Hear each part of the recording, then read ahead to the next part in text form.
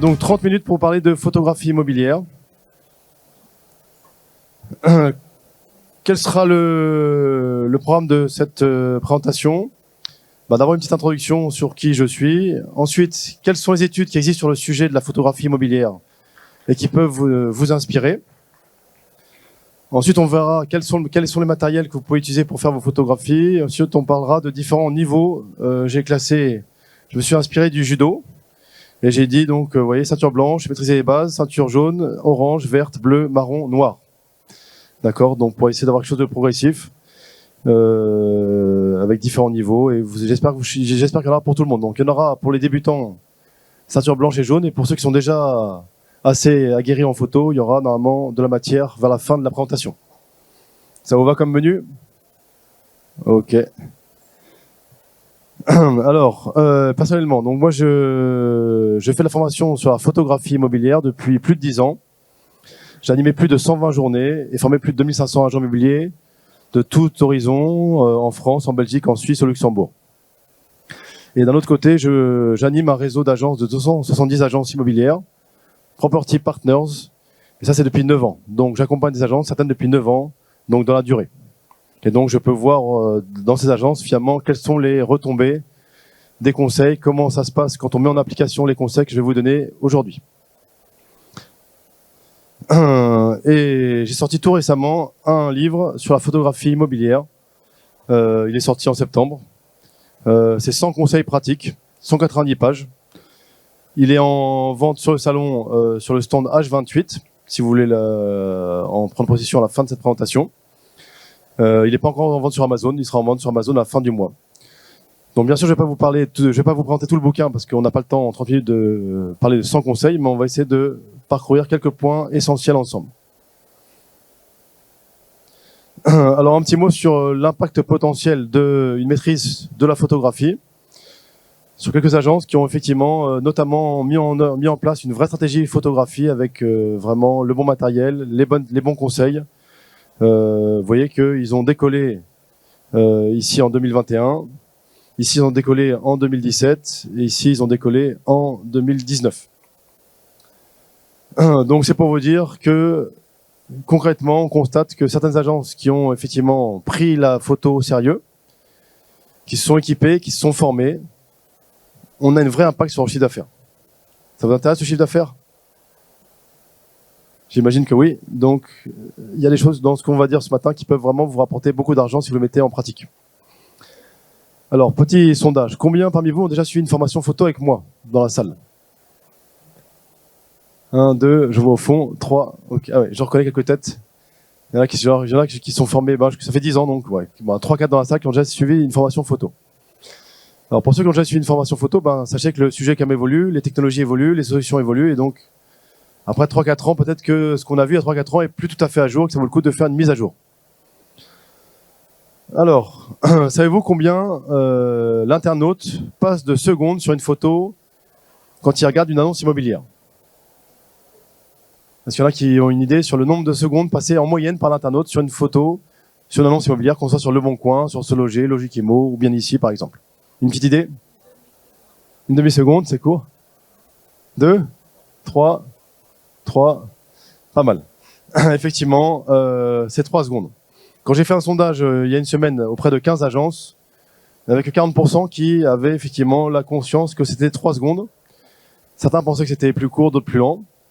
Donc 3 secondes, c'est quand même très rapide, 3 secondes. C'est très rapide.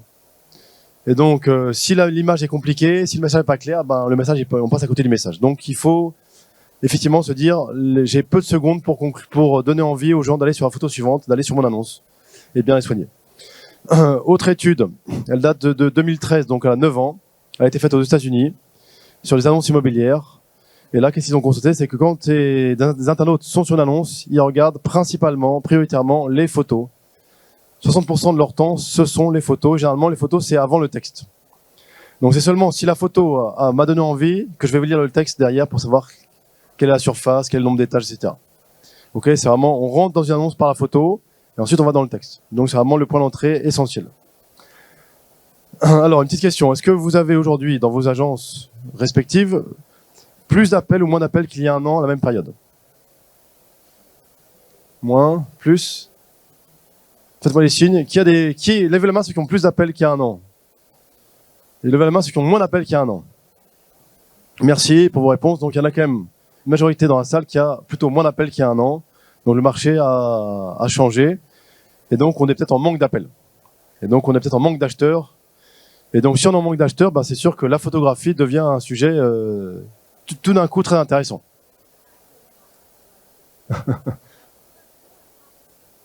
Ça dépend des secteurs.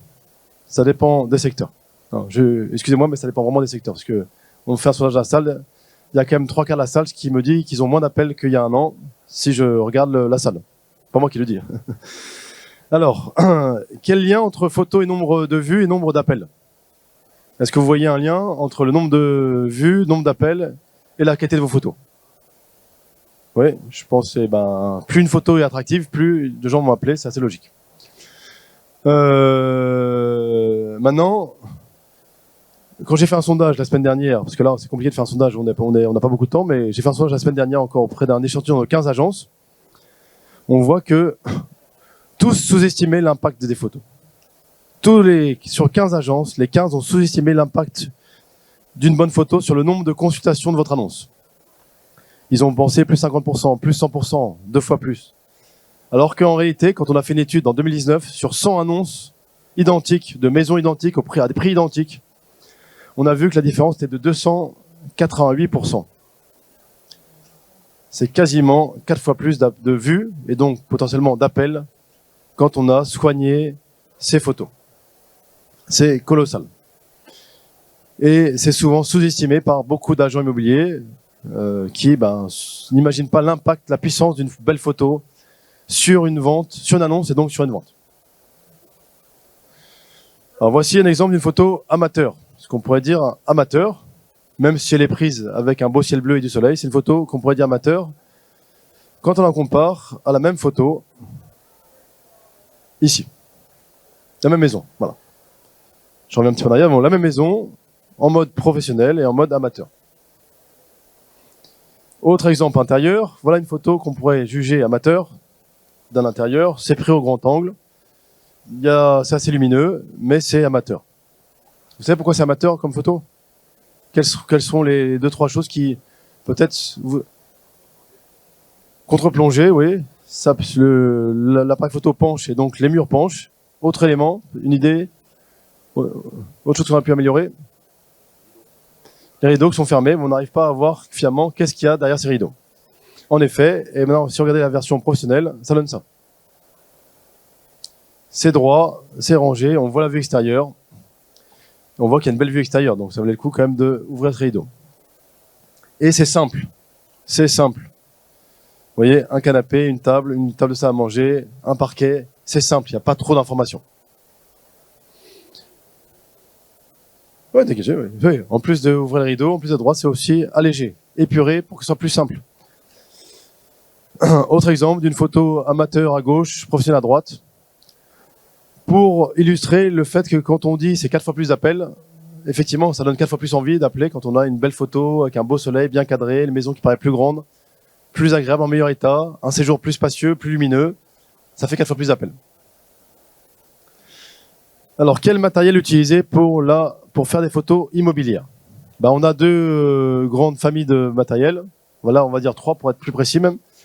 On peut soit travailler avec son téléphone portable seul. Donc, soit vous avez juste votre téléphone portable à main levée. Solution numéro 1. On voit qu'ici, dans l'échantillon, on avait quand même 60% des agents qui travaillaient avec le téléphone à main levée.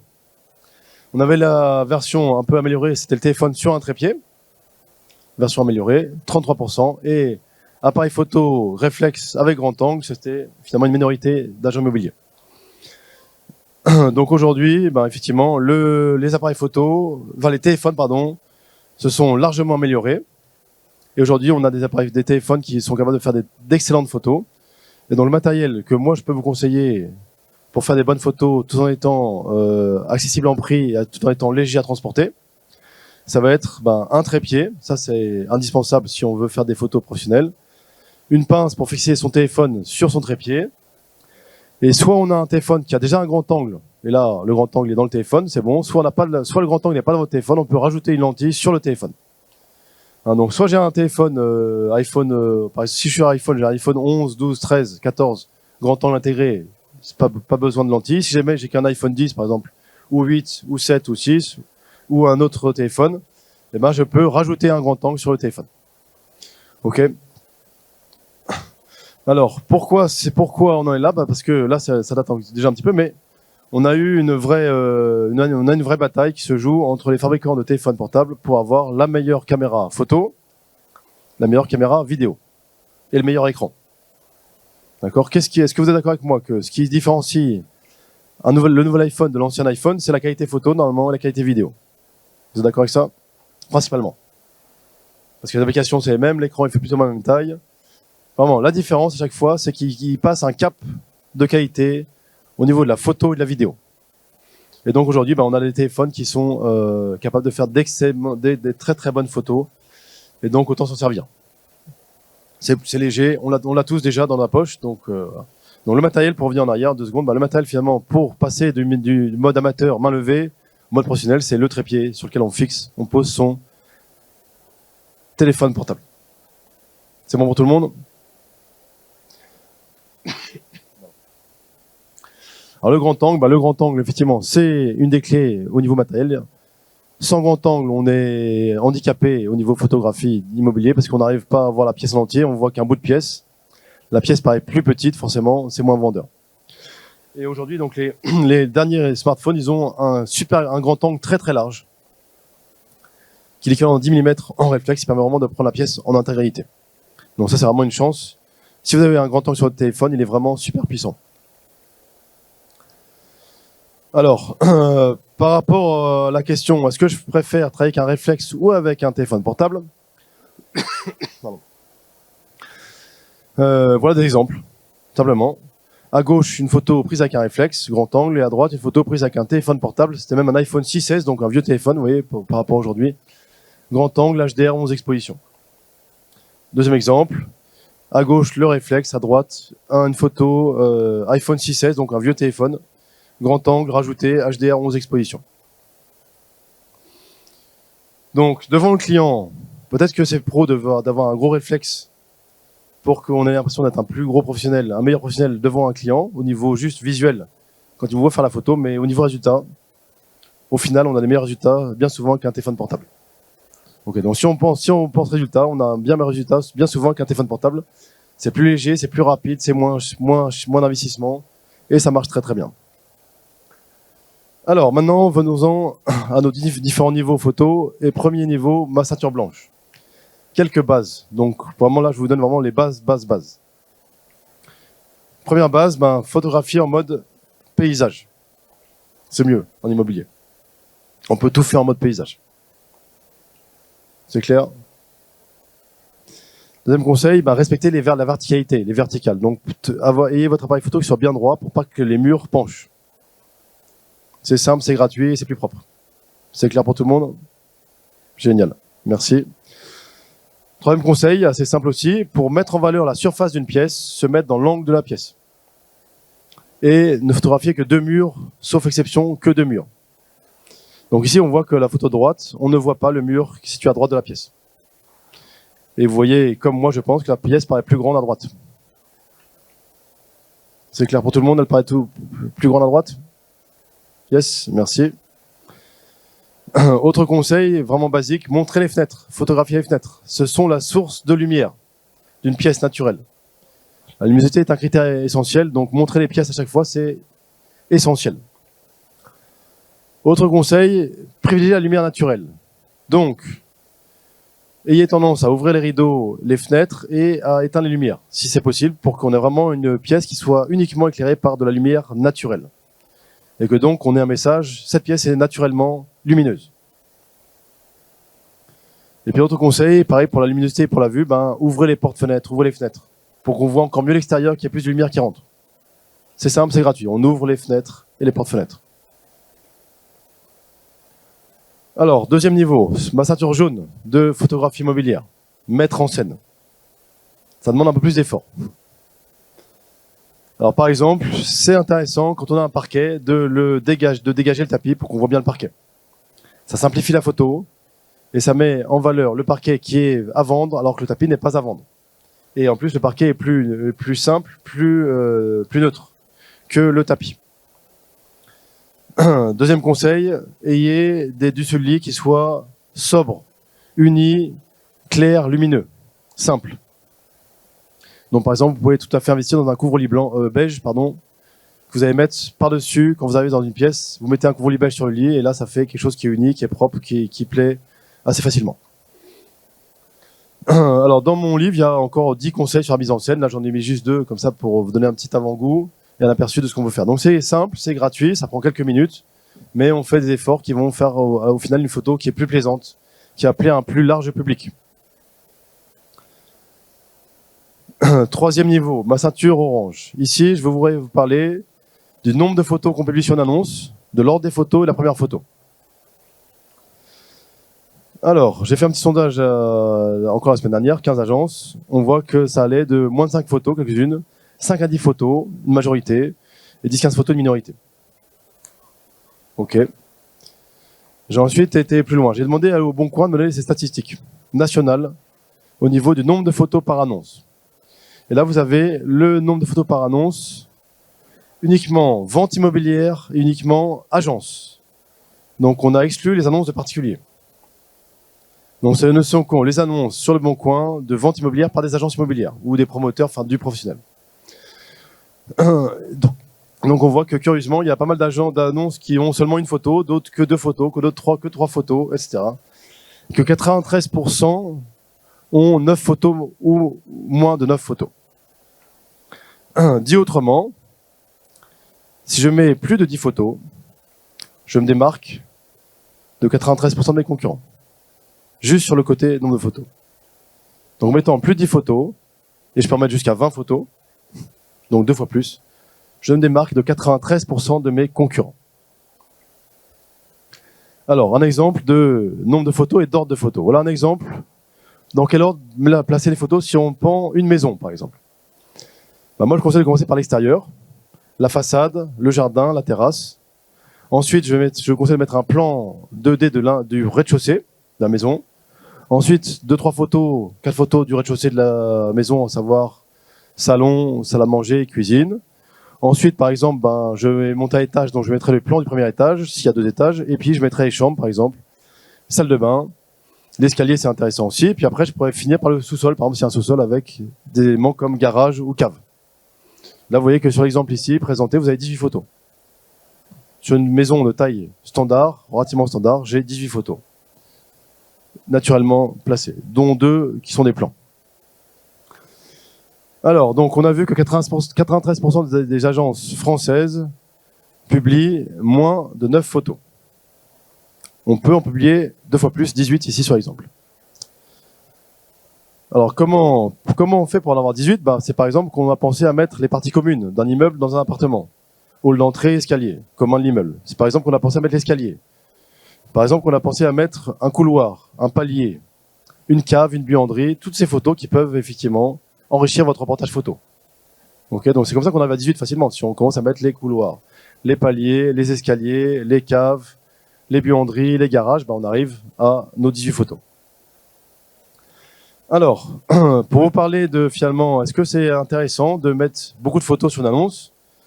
J'ai demandé à 3 agences immobilières qui le font, de nous partager finalement un petit peu, de voir un petit peu ce que ça donne concrètement sur le terrain. Donc, je vais partager ici 3 expériences de 3 agences qui pratiquent cette technique de mettre, ici, vous voyez, 21 photos par annonce en moyenne. Donc, des fois, on en met 25. Mais en moyenne, 21 photos. Alors déjà, intéressant, la 84% de mandats exclusifs. Donc déjà, on voit que c'est une agence très forte sur l'exclusivité. On voit qu'elle a 6,04 visites par vente, donc une agence plutôt efficace au niveau des visites. Et elle nous dit la chose suivante, elle nous dit, je fais beaucoup de photos, même en mandat, je publie beaucoup de photos, même en mandat simple. Elle me dit, c'est une façon pour moi de séduire les vendeurs, gagner la confiance des vendeurs. Et donc, ça fait 1 an, 2 ans, 3 ans que Caroline, que vous avez ici sur l'écran, a cette stratégie de mettre de nombreuses photos sur ses annonces. Autre expérience. Frédéric, agent Simonex. Lui, il met 19 photos par annonce en moyenne. Il a 78% de mandats exclusifs et il fait 3,3 visites par vente en moyenne. Vous voyez, très efficace au niveau des visites. Et qu'est-ce qu'il nous dit? Il me dit, c'est une façon de me démarquer de mes concurrents. Et c'est une façon d'avoir des contacts plus qualifiés. Donc, gain de temps. Me démarquer de la concurrence et gagner du temps. Par exemple, ici en Belgique, je ne sais pas s'il y a des Belges. Est-ce qu'il y a des Belges dans la salle? Non? Bon. Ah, un Belge, on a un Belge dans la salle. Un autre exemple, en Belgique, 20 photos par annonce, Nigel Limo, 100% de mon décisif. Et il nous dit, pas de visite inutile grâce à cette stratégie, pas de visite inutile. Et, très intéressant, plus de contacts spontanés de vendeurs qui veulent vendre avec son agence. En fait, ces annonces qui sont riches, qui sont précises, qui sont complètes, génèrent des demandes, des appels entrants de gens qui vendent et qui disent on voudrait travailler avec vous parce qu'on voit que vous faites des belles annonces sur Internet. Donc des mandats qui tombent tout seuls, qui tombent du ciel un peu. Enfin, ils tombent d'Internet, mais le téléphone qui sonne, bonjour monsieur, je voudrais travailler avec vous, j'ai une maison à vendre, est-ce que vous accepterez de vendre ma maison parce que je trouve que vous faites un bon travail quand je vois vos annonces sur Internet. Donc c'est des mandats qui tombent. Alors, ceinture verte maintenant de la photo. La météo et les horaires. Ça devient un peu plus compliqué à gérer. C'est pour ça que c'est la ceinture verte. Alors, le soleil n'est pas présent dans une pièce à toutes les heures de la journée. Ici, par exemple, vous voyez, à droite, on est à 10 heures du matin, il y a un rayon de soleil qui vient en plein milieu du salon. Ça fait donc un message que ce salon est ensoleillé. À gauche, c'était de 15 heures, c'est pas le cas. Donc ici, le choix de l'horaire de prise de vue impacte le résultat final, grandement. Ici, on a une chambre, version au soleil, parce qu'il y a du soleil à droite, et puis version nuageux, donc pas de soleil à gauche. Différence aussi intéressante ici. Ça suppose qu'on ait choisi un jour de beau temps pour faire la photo. Donc si on fait les photos quand il fait un grand ciel bleu, un beau soleil, c'est mieux quand il y a des nuages, ça c'est sûr. Mais c'est pas tous les jours, évidemment. L'ensoleillement, vous voyez, ici sur l'extérieur, c'est fatal. À l'extérieur, ça fait une énorme différence sur photo d'extérieur. Ok, donc ce niveau-là de photographie, c'est maîtriser les horaires et la météo. Pour vous aider dans la maîtrise de l'ensoleillement, vous avez une application Solène que vous pouvez mettre sur votre téléphone portable qui permet de calculer exactement les heures à laquelle le soleil rentre dans telle ou telle pièce. Pour vous aider à calculer exactement si c'est le matin, à partir de 10 heures, ou à partir de 12 heures, ou à partir de 14 heures. Alors maintenant, si on a tenu jusqu'à la ceinture verte, on va à la ceinture bleue. On va parler maintenant des applications HDR qu'on peut mettre sur son téléphone portable et des retouches simples. Alors le HDR, c'est la technique qui consiste à faire une multi-exposition, donc plusieurs prises de vue au même moment sur un trépied, qui sont ensuite fusionnées par un ordinateur, par un logiciel. Ici, c'est la photo de droite. Vous voyez qu'elle est lumineuse, nette, claire, de bout en bout. Autre exemple, à droite, HDR. Grâce au HDR, en fait, on a les vues extérieures qui ne sont plus en contre-jour. On règle définitivement le problème de tous les contre-jours. Ici en HDR, au lieu d'avoir une fenêtre toute blanche, on va venir voir la vue extérieure. On voit ici la campagne, la verdure, le ciel. Ça change toute la photo. Ça donne de la couleur, de la profondeur à vos photos, de la vie à vos photos. Alors, on a aussi, une fois qu'on a les photos HDR, c'est bien, mais s'il y a des nuages et qu'on n'a pas le choix, qu'il y a des nuages, par exemple, on peut très bien mettre un faux ciel bleu. C'est de la retouche simple, je l'appelle retouche simple. Donc, on peut faire ça, par exemple, chez Planetall ou Box Brownie ou un autre studio de retouche photo. Et facilement, ils vous font ça. En quelques heures, vous avez la photo retouchée avec un beau ciel bleu. Même chose à l'extérieur. Malheureusement, on n'a pas le choix. On a fait une photo au ciel gris. On peut la faire retoucher, mettre un beau ciel bleu à la place. Il est faux, mais c'est mieux faut mieux un faux ciel bleu qu'un moche, vrai ciel gris. Ok? Et puis, on peut aller un peu plus loin dans les retouches qui restent quand même assez simples. C'est par exemple aussi retravailler le gazon, la pelouse. Ici, vous voyez, on a une belle pelouse et un beau ciel bleu à gauche avec une retouche qui coûte 1,40 € au total chez Box Brownie. Box Brownie, c'est une société australienne qui n'est pas présente au Salon Rent, malheureusement, mais vous les trouvez sur Internet, boxbrownie.com, et ils sont disponibles en français, donc c'est pas mal. Alors, ceinture marron, on avance, on approche de la ceinture noire. Le nettoyage des photos. Nettoyage sur photo. C'est des retouches beaucoup plus compliquées que ce qu'on a vu avant. C'est carrément qu'on est capable d'avoir une photo où on a tout nettoyé dans un garage, par exemple. On avait un garage très encombré, comme souvent le sont les garages. Vous avez des garages encombrés, j'imagine, vous aussi, à vendre. Et là, à droite, on a un studio de retouche photo qui me nettoie entièrement ce garage. Pour la somme de 7 € hors taxe chez Box Brownie. Si vous avez un studio qui fait aussi bien pour moins de 7 euros, ça m'intéresse d'avoir l'information parce que moi, j'ai pas trouvé mieux aujourd'hui comme acteur sur le marché pour ce genre de travail. J'ai pas trouvé mieux que 7 euros. Si vous trouvez mieux que 7 euros, tant mieux pour vous. Et si vous pouvez me passer l'information, je serais super content. Autre exemple, vous voyez, sur une sorte de living, bah, on peut aussi, pareil, tout nettoyer. C'est pareil, 7 euros. Et on a quelque chose qui est propre, qui est simple, dans lequel les gens vont plus facilement se projeter que si c'était encombré de choses qui sont pas forcément très plaisantes. On peut aussi simplement enlever un tableau, enlever deux tableaux, enlever deux, trois petites choses. On peut juste, on peut faire un nettoyage plus partiel. Là, on a fait quelque chose de complet. Ils enlèvent ce qu'on leur demande d'enlever. C'est super simple. Le délai, c'est de environ 24 heures. Ça peut prendre jusqu'à 24 heures d'avoir la photo retouchée comme celle sur le cas de la droite.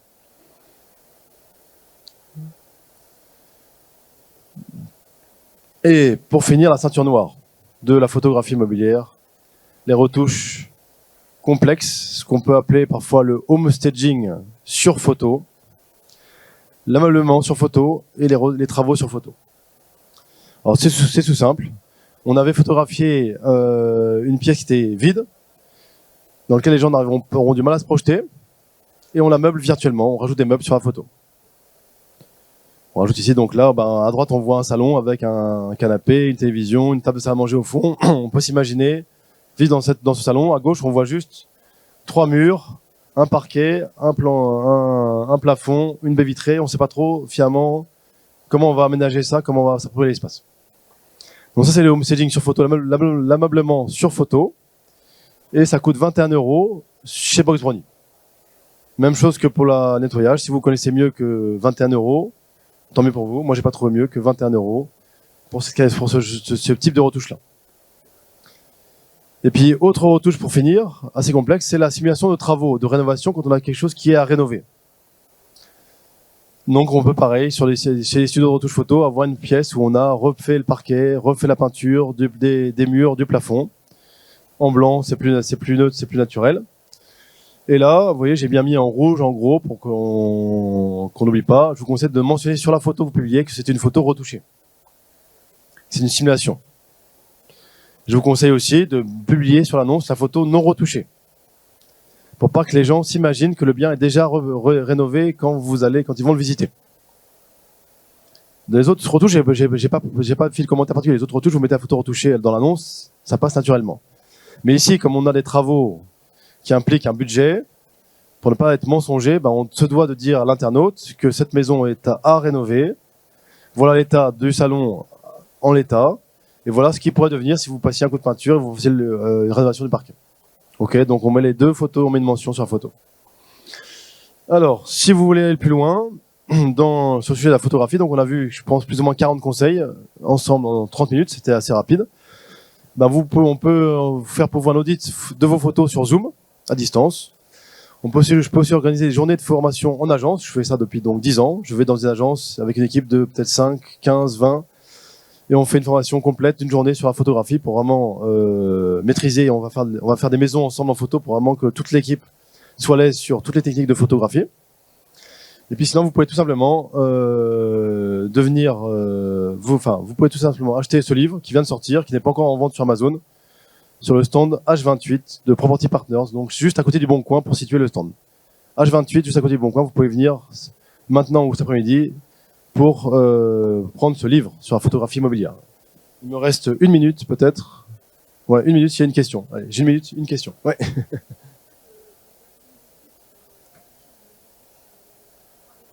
Box Brownie aussi. Enfin, Box Brownie le fait aussi. Il y a d'autres studios, mais Box Brownie fait aussi la rénovation. Simulation de rénovation. Ok, je crois qu'on a respecté le timing. C'est bon? Voilà. Merci à tous pour votre attention et bonne fin de salon.